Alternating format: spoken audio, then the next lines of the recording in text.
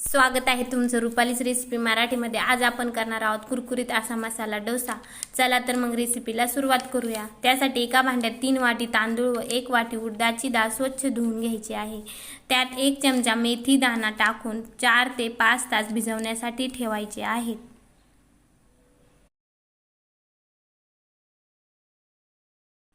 4 ते 5 तास डाळ व तांदूळ चांगले भिजल्यानंतर त्यामध्ये अर्धी वाटी पोहे भिजवून घालायचे आहे। हे सर्व मिक्सरच्या भांड्यात घेऊन बारीक करून घ्यायचे आहे। बारीक करून झाल्यानंतर चांगलं मिक्स करून 6 ते 7 तास फुलण्याकरता ठेवायचे आहे।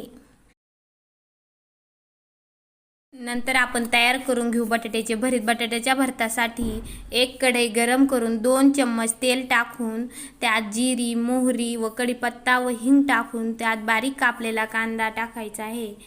कांदा चांगला लाल झाल्यावर त्यात थोडं हिंग टाकून वाटण तयार करून घेऊ।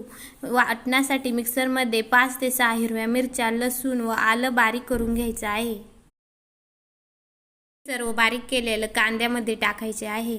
कांद्यामध्ये थोडं चवीपुरतं मीठ टाकून हलवायचे आहे। नंतर त्याच्यात थोडी हळद टाकून चांगलं तेलात हलवून घ्यायचं आहे।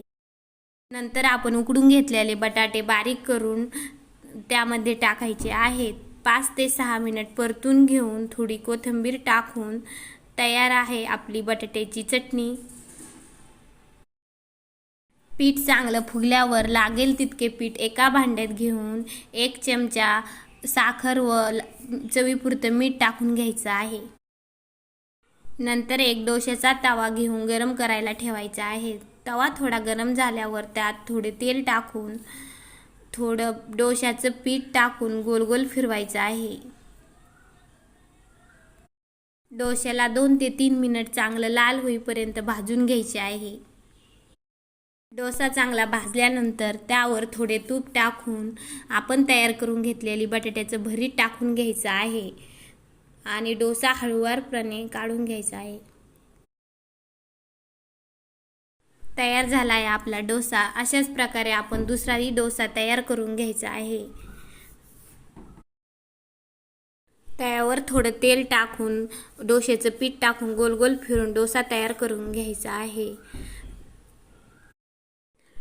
डोसा थोडा 2-3 मिनिटं चांगला लाल होईपर्यंत भाजून घ्यायचा आहे। तयार आहे आपला दुसराही डोसा तयार। अशाच प्रकारे सर्व डोसे तयार करून घ्यायचे आहेत। अशाच नवनवीन रेसिपीसाठी रुपालीच रेसिपी मराठीला लाईक, शेअर व सबस्क्राईब करा। धन्यवाद।